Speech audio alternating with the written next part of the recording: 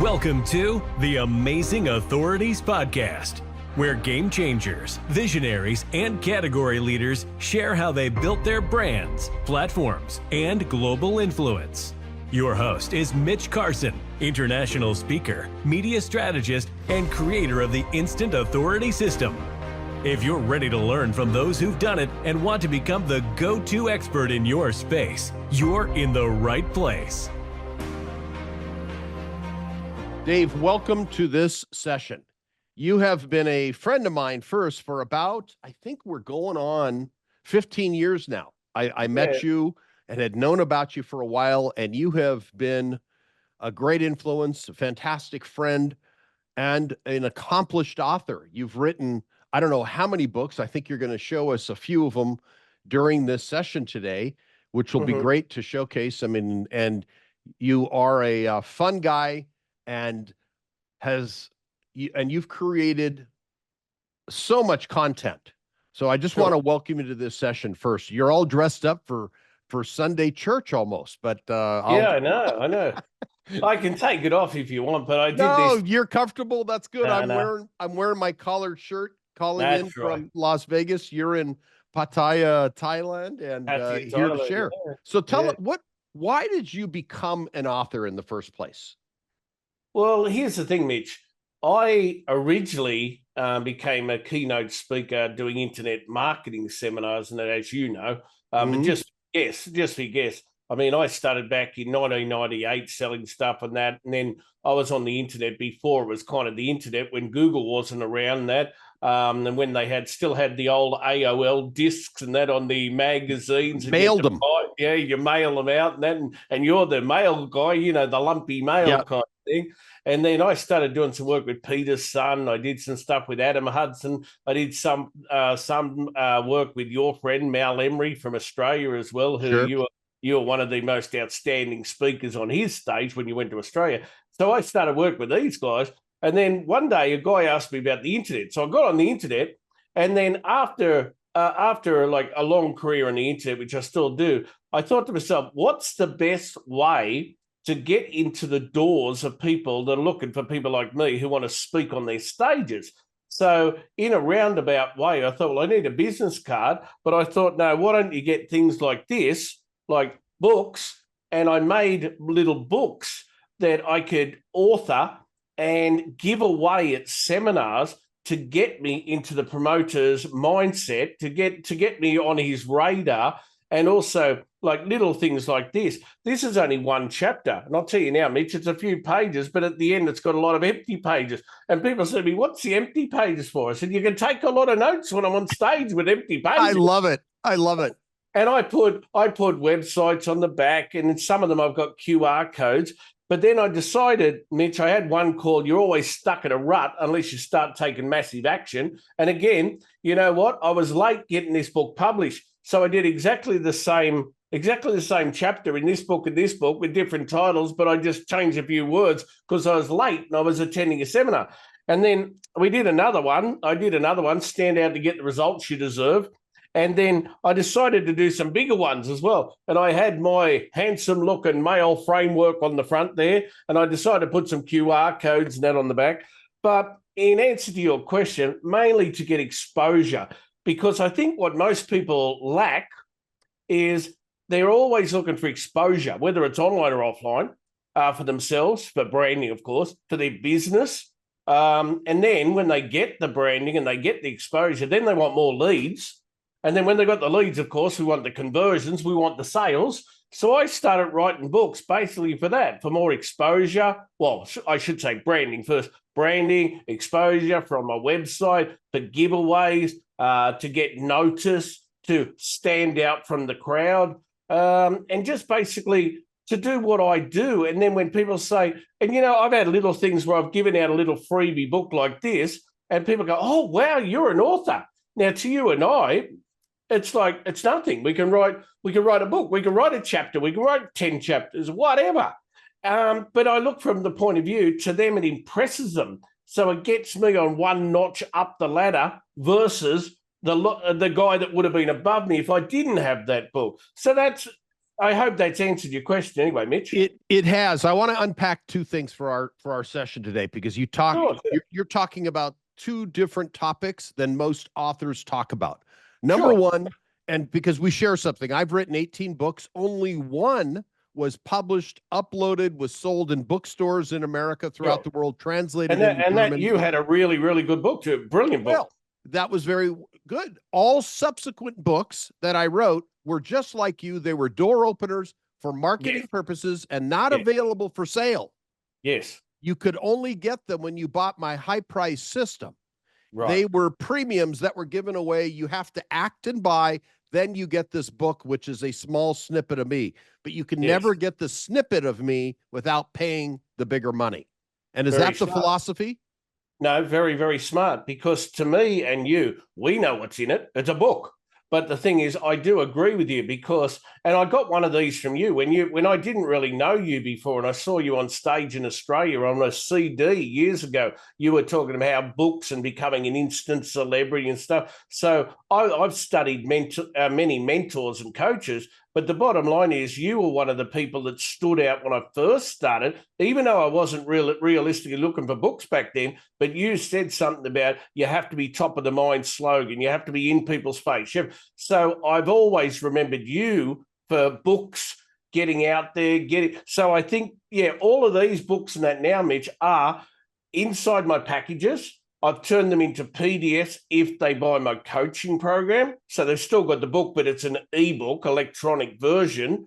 The bigger ones, was selling, but the little ones, I use them as giveaways. And it's really funny. People come up, oh, can I have your autograph? Can you put this to Johnny? And to you and I, we're just a guy on stage doing a keynote. And when they come up, can you write this? Oh, happy birthday, Sarah. I want to give you your book. And I went, oh, cool. And so, it's really funny, Mitch. It's opened up a lot of doors. And basically, but you are right. I include them in my packages and they don't get my books until they actually buy one of my coaching courses. And my coaching courses, like yours, they're high ticket. They start $3,997, $9,997, etc., and they get a book included. And people come up and they want the book, but nowadays I'm like you. I don't honestly sell the book. I might actually have the digital version of the book online if they subscribe to one of my little programs. So I give them a PDF. But I use them, like you said, as a lead gen, basically. Now, you also mentioned, and this is what the other authors during the summit have not talked about, is the use of a QR code. Tell us about that. Let's unpack that a little bit. Well, a QR code, where's the one I had? QR code's like one of those little things on the back. Well, here's the thing. With QR codes, I mean, anyone can pick up their Samsung, they can pick up their iPhone, they can pick up their Vivo, their whatever, scan it, and then straight away on their phones, it can go to a page. You and I know it as a landing page, a squeeze page, an opt-in page, whatever for the people listening. But we can say, for a free one chapter of David Cavanagh's brand new book called Why Mitch is the Most Handsome Looking Man in the World, or whatever. That was a plug for Mitch, folks. Thank you so much. No, that's it. Hope I get some more gigs off him in the future.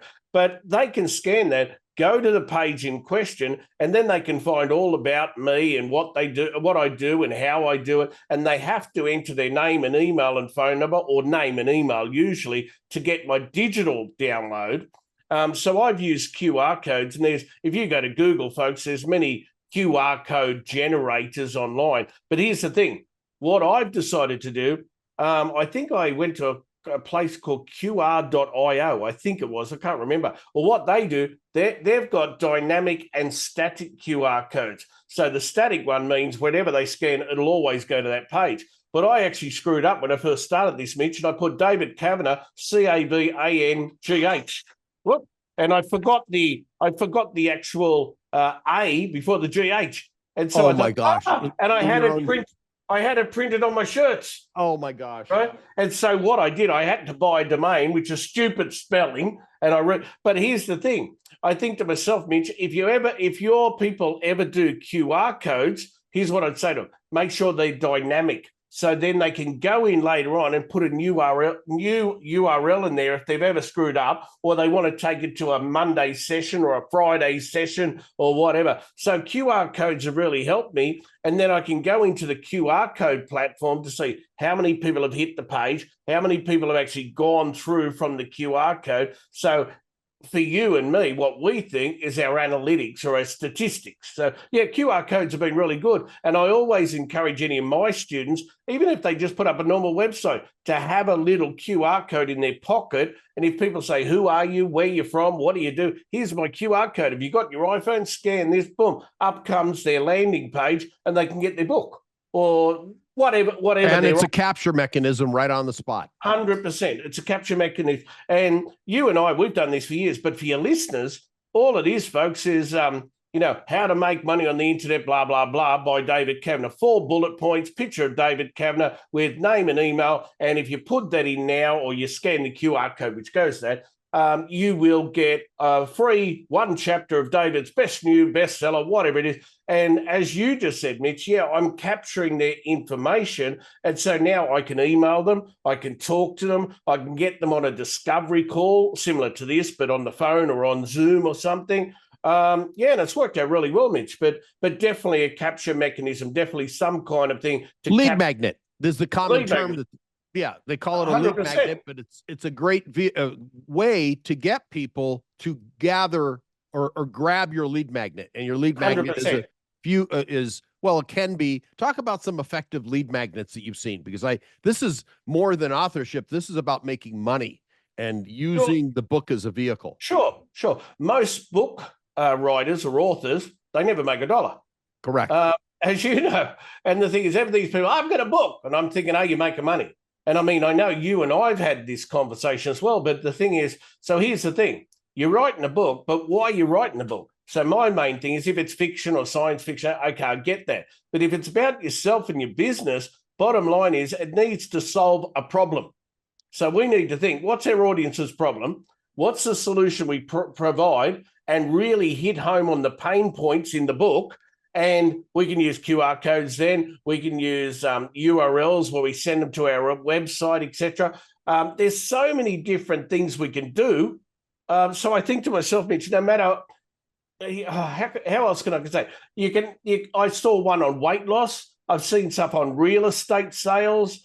I've seen ones on, getting people into webinars, just getting them into the webinar. And then, as you said before, we're capturing their details. So the bottom line is they might have come in for one webinar, but then we've got their details on file or in our CRM system that we can email them from every webinar. You signed up on the How to Look Wonderful webinar, or you signed up to buy a house. Guess what? We've got another one next week. And you never know. If you get 10 or 20% of those people opting in for the next one, you're regenerating and reusing your crowd over and over again. Yeah, and that's valuable information. It's one way to then market to them several ways. Even if you don't have a product to sell them, that opens the door for affiliate marketing. For example, you have a product on YouTube, as an example. I don't sell a YouTube training, but if I wanted to talk about YouTube, I could say, here's the best solution.com, David Cavanagh. And that would be the affiliate marketing deal. Yes, 100%. And folks, what Mitch just said to you, affiliate marketing, for those of you who don't know what affiliate marketing is, because some of you mightn't, is, say, for example, I've got a little, one of these things, or say I've got a remote controller, I've got something. Well, someone out there needs that. And so, and don't get me wrong, you can go for high ticket items, but here's the person selling it. Here's the person wanting it. Well, Mitch and I are now the person in the middle. And all he does is give me a QR code or give me a little link. And as soon as I refer people to the seller and they buy, I make a commission. And on holiday deals and on doctor's visits and on cameras, sometimes you can make up to 80, 90% commission, as you know, Mitch, 80, 90% commission. So in your book, Mitch, you just brought up a really, really good point. In your book, if you haven't got your own website or you haven't got your own product, well, you now have.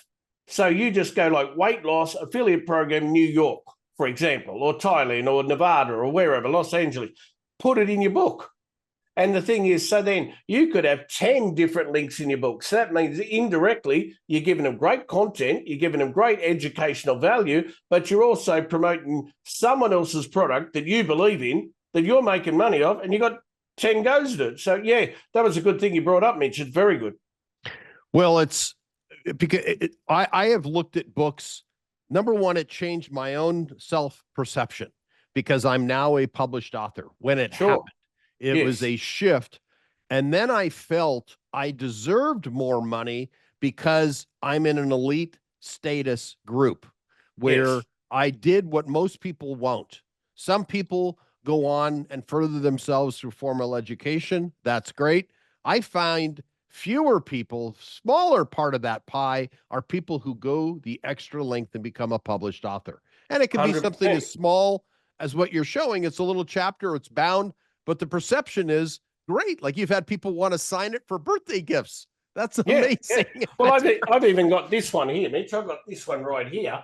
Like I've got books that are like this thick too, that I've been in. Probably 50,000 words. Yeah. But I've got some of my students to do a book with me. So anthology. And I've got, you've done this many times. I've got one coming out next week. Oh, well, there you go. I've only done one of them, but there you go. But when you look at it, and here's the thing. If anyone ever looks at you and what you do with that, that's a brilliant book to sign up straight away and get with you, because I had 15 people in that book besides me. There was 14 plus me. So I now had 14 other people promoting me indirectly because they're promoting themselves. And vice versa. So I said to all of them, imagine there's 14. This week, I'll promote you. And then next week, you'll promote him. And we're all promoting each other. So the thing is, if Mitch ever offers you folks a chance to go in one of his books, which has got a compilation of authors, that is how I actually saw more results than my own personal one, because I had 15 other people walk around showing the book, and I was including their book and they were including my book. So that's another good point, Mitch. How did you handle when you did this go up on Kindle or never? It went on Kindle first, then we turned it on Amazon, we turned it into a hardback, and then we put on Lulu as well and a couple of other sites. But the bottom line is we did it Kindle first. And of course, we had every single one of the speakers promoting it and giving it away for free, the digital copy. So then, of course, we got to the number one position. And don't get me wrong, you only last there for a day or sometimes a few hours or whatever. But still, you were a best-selling author, even though it might have been 3 hours. But doesn't matter. Doesn't matter. You can still put that little symbol saying, hey, I was the best Kindle author or whatever I was. Well, it's Amazon bestseller. It's legitimate. You can't claim, were you ever number one? Yes. Okay. So you can claim you're an Amazon best-selling author. We did 11 books and 3 of them went to number one, and I think 2 of them went to number 2. Well, you're a best-selling author. Good. Yeah. So it's because of sales. Yes, correct. Yes. Yeah. And that nobody could take that away from you. That's true. So on the reprint, you can put that on the front of the book, Amazon bestseller. Good point. And that's why you're the guru. Oh, jeez. Well, but it'll elevate the physical copies of your book as like Amazon or bestseller, bestseller number one. And then inside it, you can include the screenshots. And people even if it's the physical book or the digital book, bottom line is if one of those still goes to number one, irrespective whether it's in print or it's in print, but one of it's digital, one of it's physical, I mean, you still got number one. Right. Doesn't matter. Yeah, I found, because back in the day when Create Space was there and all those kind of things, Mitch, I did that too. But the bottom line is now Amazon's still a good little vehicle to get you there. And Amazon, everyone knows that. If you say I'm a number one whatever author, they go, what?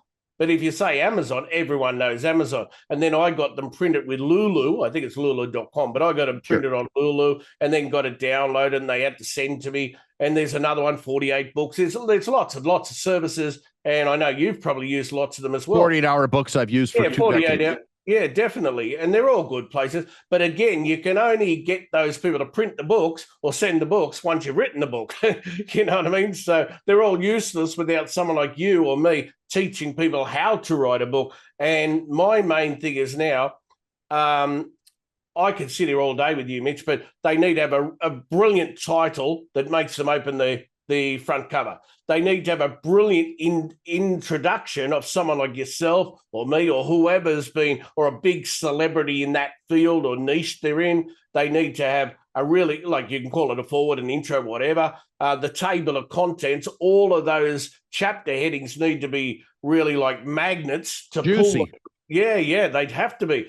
And I even use ChatGPT, and I use a lot of different AI tools now to figure out, I like this, but can you come up with something better? And then I look at some of my opposition. That was a good one. How can I use a similar one without stealing anyone's content? Because if you know something's ever sold really well, there's a thing called copywriting. I mean, we still have to look, the copy aspect, have to think. If you see things like how to make money in minimum time or something like that, you think, if it's sold, I might change it around a little bit, but I know that's going to sell because it's already been a bestseller. Yeah, great. Dave, where can people go to learn more about David Cavanagh? I want to give him an opportunity. We'll certainly place this in the resources section for all the speakers. What would you like to give away and exercise the option of using a QR code, a URL, whatever you want to put it into play? People can just go to davidcavanagh.com. That's DAVIDCAVANAGH, davidcavanagh.com. And I've got my site there where you can ring me. You can send me a message. You can leave me a little note there and that. And by all means, I'd love to and mention the word Mitch Carson or Mitch in the subject line or something if you send me an email. So then, I get a lot of emails, same as Mitch does. And if I see the word Mitch Carson, I'll know that you've come through this series that Mitch is doing. But I thank you for having me on, because even though, one, I've been your friend, I'm honored that you'd pick me to join with your elite people on your podcast and your videos and that, Mitch, because you're brilliant at what you do. Well, I mean, I have to work with you on your spelling with your own name to start.